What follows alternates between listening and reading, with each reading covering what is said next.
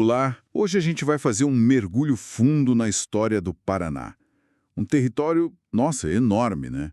Disputado por impérios, com uma história bem complexa. Exatamente. E o nosso foco aqui vai ser naqueles marcos, nomes importantes, datas, sabe? Coisas que definiram o Estado. É uma informação essencial para entender o Paraná. E, claro, muito útil para quem está estudando para concurso. Isso mesmo. E essa história ela já começa com umas disputas bem lá atrás, né? Primeiro, o Tratado de Tordesilhas, lá em 1494. Ah, o famoso Tordesilhas. Esse aí.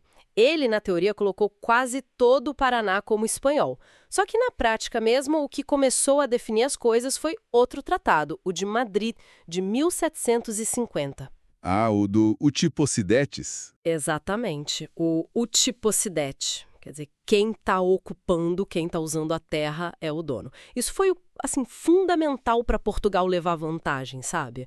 Porque os espanhóis já estavam meio em declínio por aqui e os bandeirantes paulistas já circulavam bastante. Entendi. Quer dizer que essa posse pela ocupação foi o pulo do gato para Portugal aqui. Mas antes disso, então, teve o período espanhol mesmo, né? A província real del Guairá, lá no século XVI. Sim, teve sim. Figuras como o Cabeça de Vaca passaram por aqui, né?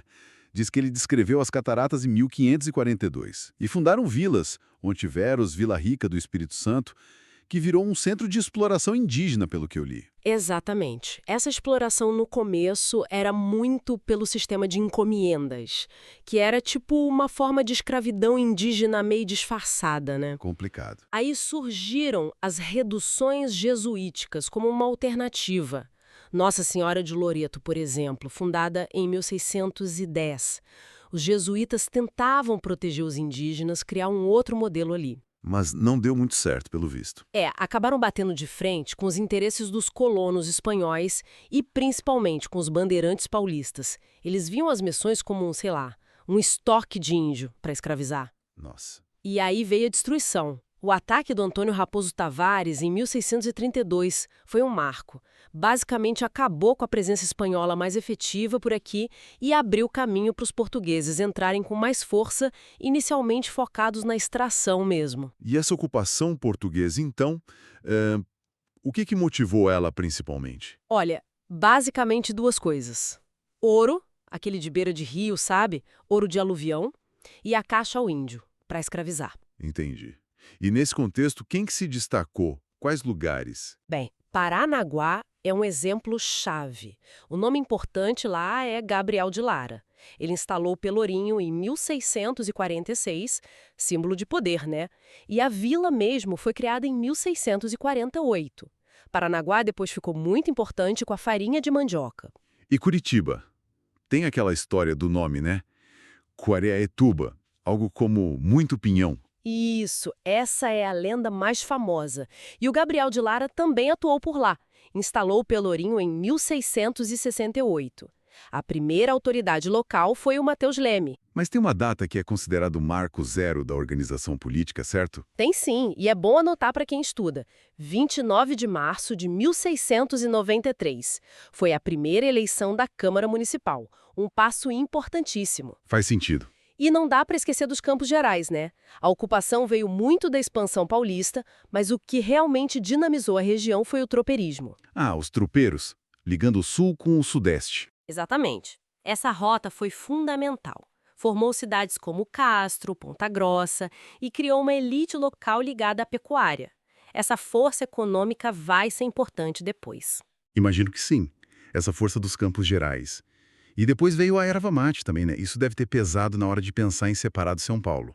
Sem dúvida. A força econômica da pecuária, depois o boom da erva mate, junto com os eventos lá no cenário nacional. Tipo a Revolução Farroupilha? Isso, a Farroupilha, 1835-45, onde a então quinta comarca de São Paulo ficou neutra. E também a Revolução Liberal de 1842. Tudo isso fortaleceu a ideia de autonomia. Dizem até que rolou uma barganha política, sabe? Uma barganha? Como assim? A neutralidade na Farroupilha em troca de uma promessa futura de emancipação. Figuras como o tropeiro Paula Gomes, o coronel Manuel Francisco Correia Júnior, eles foram articuladores importantes nesse processo todo. Interessante. Mas imagino que São Paulo não deixou barato, né? Separar um pedaço rico do território. De jeito nenhum. Foi uma briga longa no parlamento, lá no Rio de Janeiro, durou 10 anos, de 1843 até 1853. Os deputados paulistas fizeram de tudo para impedir. Por quê? Grana, principalmente? Principalmente, não queriam perder a arrecadação de impostos da comarca, que já era bem significativa na época por causa do gado e começando a crescer com a erva mate. Mas, finalmente, a lei saiu. Lei número 704, aprovada em 2 de agosto de 1853. E a instalação da província? Foi em 19 de dezembro de 1853. Essa data é super importante, o dia da emancipação política do Paraná. E aí entra em cena o primeiro presidente da província, uma figura bem conhecida. Zacarias de Góes e Vasconcelos, ele foi essencial, chegou aqui e teve que organizar tudo do zero, né? Estruturou a administração pública, confirmou Curitiba como a capital, começou obras importantes. A Estrada da Graciosa, por exemplo. Exatamente. A Graciosa, ligando o Planalto ao litoral, um trabalho fundamental para dar o pontapé inicial na província do Paraná. Certo. Com a província criada, a ocupação do território continuou, imagino. Mas talvez de outras formas, com outros ciclos econômicos. Sim, a história não para, né? Tivemos o ciclo da erva mate, que teve seu auge ali entre 1820 e 1930, mais ou menos. Foi um motor econômico gigantesco para o estado. E a ocupação do norte do Paraná, que é uma região enorme também. O norte foi um capítulo à parte, com várias fases. Teve o norte pioneiro, mais antigo, ligado a figuras como o Barão de Antonina, com a colônia Jataí, lá em 1854. Depois veio o Norte Novo, Onde entrou a Companhia Inglesa, né? a CTNP. Isso, a Companhia de Terras Norte do Paraná. Eles planejaram, lotearam uma área imensa para o café. Fundaram Londrina em 1934, Maringá depois, e ainda teve o Norte Novíssimo, mais recente.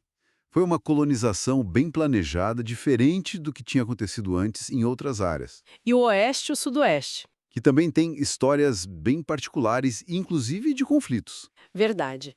Essas áreas foram ocupadas mais tarde, principalmente a partir dos anos 1950, pela chamada Frente Sulista. Eram migrantes gaúchos e catarinenses buscando terra. E aí tivemos empresas e conflitos. Sim. No Oeste, teve a Amaripa, uma madeireira que depois passou a incentivar a agricultura familiar. Já o Sudoeste, nossa, foi palco de muitos conflitos pela posse da terra. Envolveu poceiros, o governo, companhias como a Cango, a Citla. A coisa ficou tão tensa que criaram até um órgão especial, o GETSOP, para tentar organizar a situação e mediar as disputas. Uma história bem complexa. Falando em tensões e conflitos, um que marcou muito o Paraná foi a Revolução Federalista. Com certeza, entre 1893 e 95. O Paraná foi um palco central dessa guerra civil.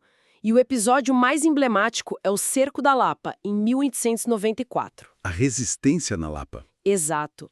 As tropas republicanas, mesmo em menor número, lideradas pelo general Carneiro, que morreu em combate, resistiram bravamente contra os federalistas, os Maragatos.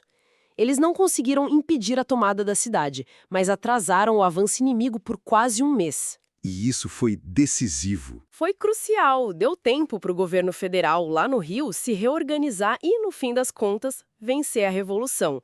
A resistência na Lapa é vista como um momento heróico fundamental para consolidar a República no Brasil. Nossa, que viagem pela história. Desde as primeiras disputas entre Espanha e Portugal, passando pela busca pelo ouro, a importância dos tropeiros, a força da erva mate, toda a luta pela emancipação com figuras como Zacarias, até essas frentes mais recentes de colonização e os conflitos que moldaram o Paraná que a gente vê hoje.